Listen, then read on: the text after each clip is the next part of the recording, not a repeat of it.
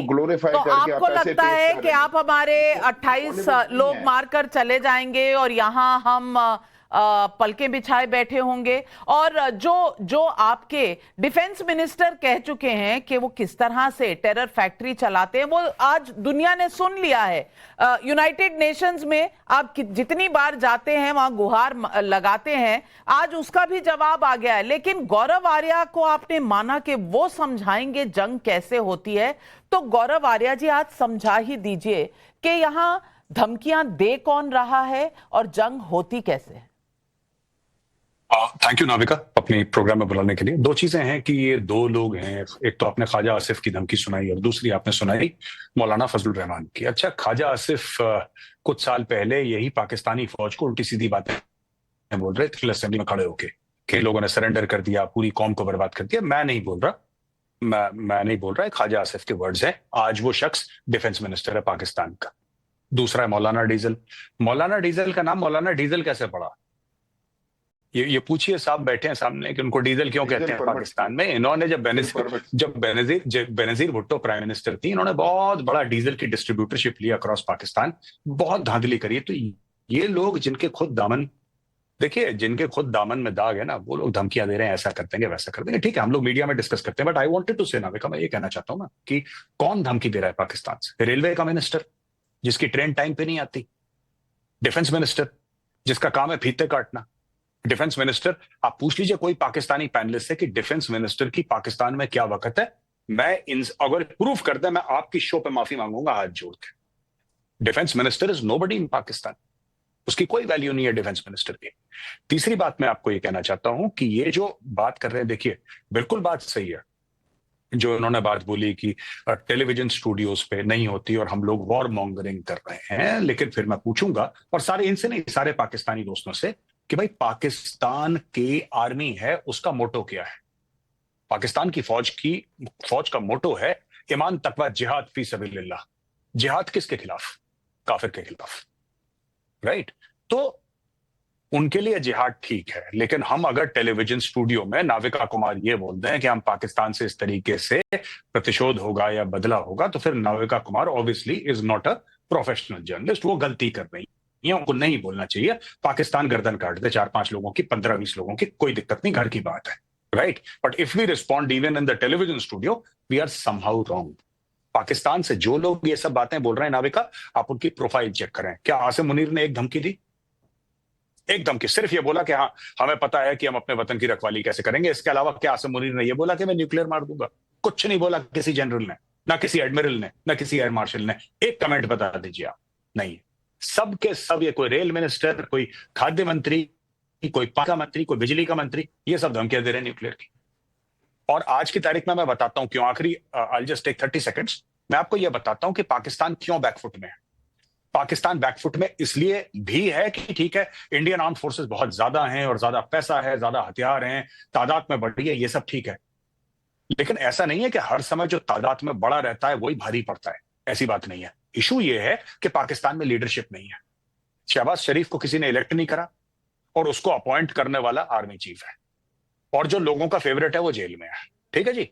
तो जिस कौम में लीडर ही ना हो, अभी जिस कौम का लीडर ना हो, वो क्या लड़ेगी? Without leader you can't fight, you can't fight. ये तो आप मानेंगे याकूब साहब, ये तो आप मानेंगे कि लीडर जो एक्चुअली पॉपुलर है वो जेल में है। इसी तरह से पाकिस्तान चलता है। और आपके वजीर आजम जो है वो तो कह रहे हैं कि कल परसों तरसों कभी भी हो सकती है भारत की तरफ से हमारे ऊपर चढ़ाई। अब कहीं ना कहीं खौफ तो है। देखिए, जो लास्ट पॉइंट मेजर साहब ने आइडेंटिफाई किया ना, ये सबसे बड़ा प्रॉब्लम है इस वक्त पाकिस्तान का, जो मैं एडमिट करता हूं कि इस वक्त जो लीडरशिप क्राइसिस है, द प्रॉब्लम है इसके, जो इस वक्त एक आम आदमी है वो समहाउ ये बिलीव करता है कि जितनी कौम इस वक्त डिवाइडेड है, नेशन जितनी डिवाइडेड इस टाइम हुई है, इससे पहले कभी डिवाइड नहीं ली। और ये इतने बेवकूफ हैं, इतने स्टूपिड है कि अगर इनको चाहिए था कि ये कॉन्फिडेंस बिल्डिंग के लिए और ये एक ट्रस्ट गेन के लिए, कि अगर इस वक्त वो ये तो काउंट डाउन स्टार्ट कर दिया है कि डिफेंस मिनिस्टर कह रहा है कि 2 दिन बाद 3 दिन बाद इंडिया अटैक कर देगा, लेकिन आप एक पॉपुलर लीडर को एपीसी कॉल करके आप उसको बुलाए और आप एक पब्लिक का ट्रस्ट गेन करें। तो आप मान जब रहे हैं ना कि पाकिस्तान में कोई लीडर नहीं है, आप ये भी मांग रहे हैं कि पाकिस्तान बहुत डिवाइडेड है, आप ये भी मान रहे हैं कि पाकिस्तान में जो हुकूमत है वो कहीं ना कहीं, आपने जो इस्तेमाल किया शब्द अगर मैं इस्तेमाल करूं तो आपको आग लग जाएगी, आप कहेंगे कि मेरी सीनियरिटी के बावजूद मैं ऐसी भाषा यूज कर रही हूं। लेकिन उस्मा जी, उस्मा करदार, इस सवाल का जवाब याकूब साहब को तो आप दे सकती हैं, आपको देना भी चाहिए कि आपकी कौम में पैसे हैं नहीं, लोन आपको चाहिए आईएमएफ से, यूएन में आपकी जो आज फजीहत हुई है वो अलग है, और दुनिया में जो आपकी टेरर फैक्ट्री का दिखा दिया है पूरा कारनामा आपके डिफेंस मिनिस्टर ने, वो भी आपको बेनकाब कर चुका है। अब बताइए, अनपॉपुलर लीडर जिसे अपॉइंट आर्मी चीफ करते हैं वो कितना को लड़ लेंगे भारत के साथ? देखिए, सबसे बड़ा आप लोगों का प्रॉब्लम ही ये है, पाकिस्तान को बने हुए 75 से ज्यादा साल हो गए हैं, आपको आज तक ये हजम ही नहीं हुआ, आपको ये हजम ही नहीं हुआ कि पाकिस्तान एक रियलिटी है ग्लोब पे, तो आप हर वक्त इसीलिए तलमलाते रहते हैं। आपको ये भी नहीं हजम होता कि दुनिया की 5th लार्जेस्ट स्टैंडिंग आर्मी बेहतरीन है पाकिस्तान की, बेहतरीन हमारी इंटेलिजेंस की एजेंसीज हैं, ये भी आपको हजम नहीं होता, इसलिए आप हर वक्त फ्रस्ट्रेट रहते हैं, हर वक्त आपको प्रॉब्लम रहता है। टॉप 10 में नहीं है, थोड़े फैक्ट्स के साथ आपके रिश्ते थोड़े कमजोर हैं। सिर्फ एक फैक्ट सही बोला आपके डिफेंस मिनिस्टर ने, वो फैक्ट था कि आप टेररिज्म एक्सपोर्ट करते हैं और आपका कोई एक्सपोर्ट है नहीं, आपकी इकोनॉमी मुझे लगता है 90 नंबर पर होगी, और कटोरा आपका हमेशा तैयार रहता है। आप मुझे समझा रही है 5वें नंबर की इनकी अगर आर्मी है तो गौरव आर्या आज मैं, मुझे लगता है कि जनरल नाविका कुमार बन जाऊंगी। हमें पूरी तरह नहीं, मैं एक बात बताता हूं, इन्होंने बिल्कुल ठीक बोला कि 5वें नंबर की आर्मी है, लेकिन मैडम को हमें एक बात और बतानी चाहिए कि 5वें नंबर की आर्मी तब अच्छी लगती है जब आपकी 5वें नंबर की इकोनॉमी हो, राइट? चाणक्य ने कहा था बहुत पहले, 2500 साल पहले, चाणक्य ने कहा था, from the strength of the treasury the army is born. कोई भी देश जिसकी इकोनॉमी बेकार हो, जिसकी इकोनॉमी पुअर हो, उसकी आर्मी अच्छी नहीं हो सकती। तो ये सब बातें आप देखिए, ये कहते हैं कि नंबर 1 इंटेलिजेंस एजेंसी है, नंबर 1 हमारी आर्मी है, इनकी एजेंसी को ये नहीं पता लगता कि कब इनके आर्मी के कैंपों को बीएलए वाले ठोक देते हैं, और इनकी आर्मी को ये नहीं पता लगता कि ठोकने के बाद हमें एक्शन क्या लेना है, राइट? सो टूरिस्ट को मारना वो एक अलग चीज है कि निहत्तों को मार दिया। यहाँ पे पाकिस्तानी फौज परसों नरसों इन्होंने 10 बंदे उड़ा दिए पाकिस्तान आर्मी के, एक बटन दबाया बीएलए ने 10 बंदे उड़ गए। तो ये मैडम जिसकी दुहाई दे रही है, मैडम आप जिसकी दुहाई दे रही हैं कि पाकिस्तानी आर्मी, वो पाकिस्तानी आर्मी रिजाइन कर रही है, अफसर छोड़कर जा रहे हैं, हाथ जोड़ रहे हैं अफसर, कह रहे हैं कि हमें माफ करो, माफी दे दो, हम घर जा रहे हैं। बीएलए मारती है, अभी तो इंडिया ने शुरू नहीं करा मैडम, बीएलए मारती है, तहरीक तालिबान पाकिस्तान पकड़ के ले जाती है, नाविका आपको पता है, इनके लोगों को पकड़ के ले जाती है, अब किडनैप करके ले जाती है बीएलए। तो ये सब चीजें हैं, बट मैडम ये आप गलत बोल रही हैं। 5th लार्जेस्ट आर्मी, आपकी जो भी 5th लार्जेस्ट आर्मी हो, आपकी 5th लार्जेस्ट आर्मी जरूर होगी मैडम, लेकिन वो आर्मी उसी को शोभा देती है जिसकी इकोनॉमी हो। उस्मा करदार जी, थोड़ा सांस ले लीजिए, थोड़ा पानी पी लीजिए। 5वें नंबर की आर्मी नहीं है, ग्लोबल फायर पावर को मैं कोट कर रही हूं, फैक्ट है ये। और शहजाद पूनावाला सुन लीजिए, नंबर 12 की ये आर्मी है इनकी, और इतना ज्यादा उनके बारे में बोल रही है उस्मा जी, और उधर कह रही है कि हमें नहीं हजम हो रहा कि पाकिस्तान 75 साल पहले बन गया था। हमें हजम बिल्कुल करना भी नहीं है पाकिस्तान को। पाकिस्तान एक ही चीज में नंबर 1 है, क्योंकि उन्होंने सबसे बड़ा कटोरा रखा हुआ है जिसमें वो लोगों से लोन मांगने जाते हैं, सिर्फ एक चीज में नंबर 1 है, और कह रही है हमें हजम नहीं हो रहा। शहजाद पूनावाला, याकूब भाई की बात इन्होंने सुनी नहीं, जो कह रहे हैं पाकिस्तान का बेड़ा गर्क किया हुआ है इस वक्त, आर्मी अपॉइंट करती है इनका प्राइम मिनिस्टर, और उस्मा जी बड़ी बड़ी फर्राटेदार चीजें बता रही हैं पाकिस्तान की। इंफॉर्मेशन जो है ना, टोटल 0/0 है।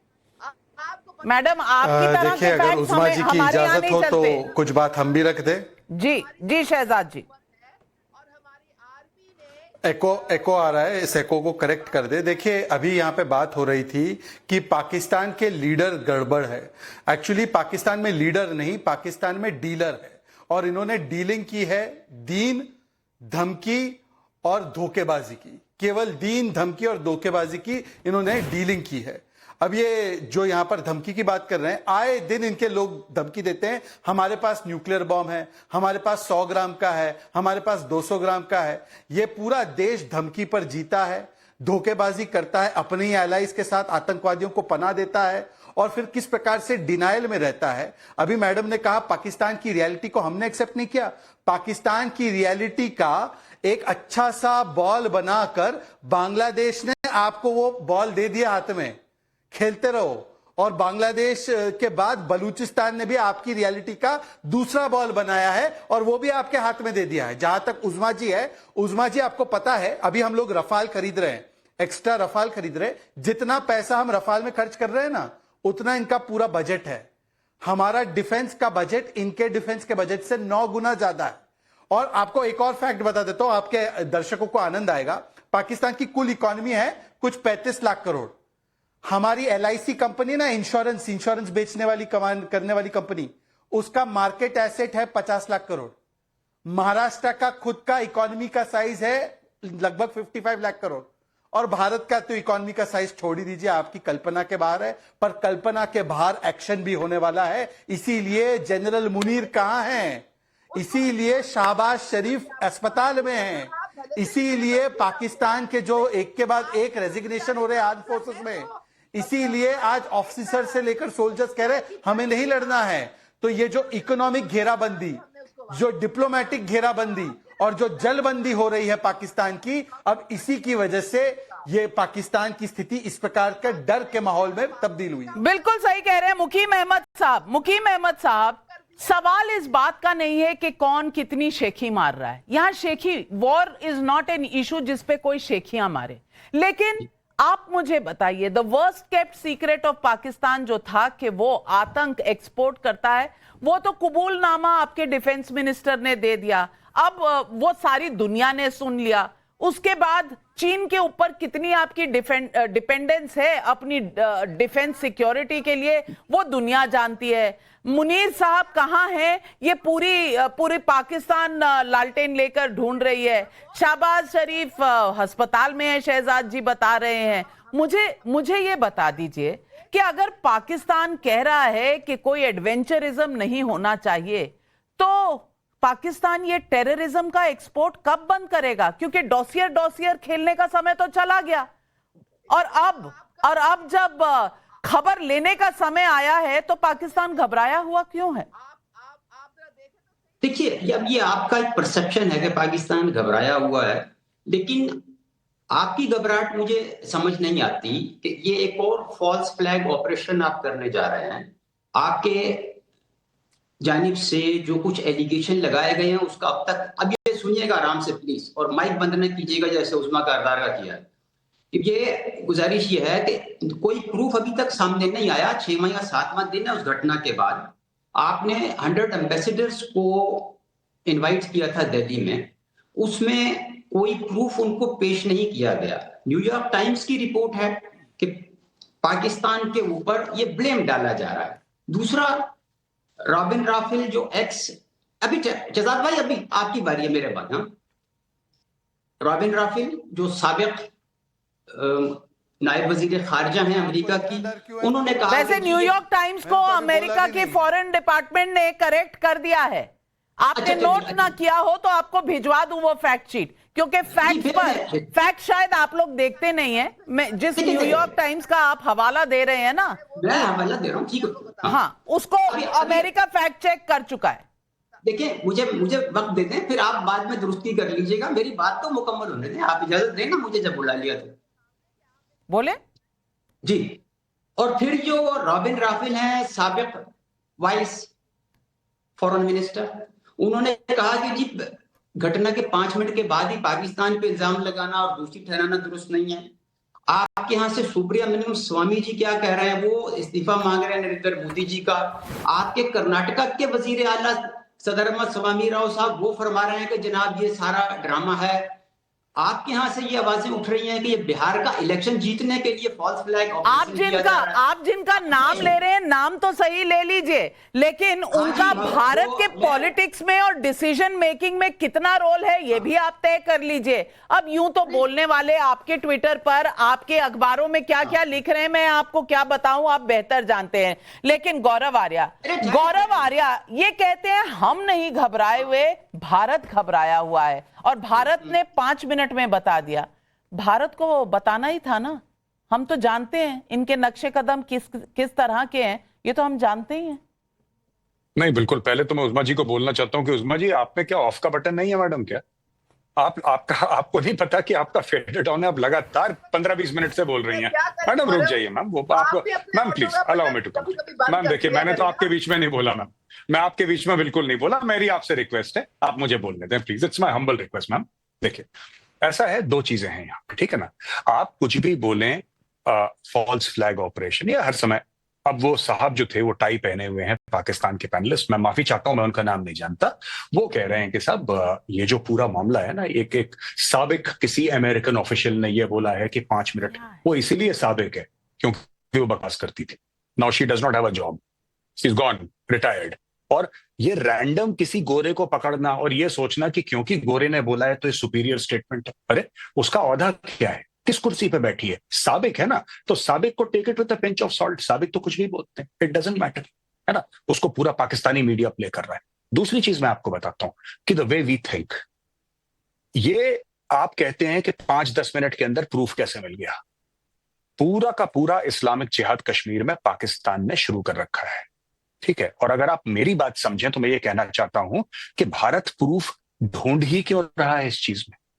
If it is terrorism, it is de facto Pakistan. हमारा रिस्पॉन्स होना चाहिए कि अगर कश्मीर में कोई भी वाकया होता है, वो करने वाला पाकिस्तानी हो या लोकल हो, उससे कोई फर्क नहीं पड़ता। Immediately within 5 minutes there should be a response along the line of control. कहानी खत्म।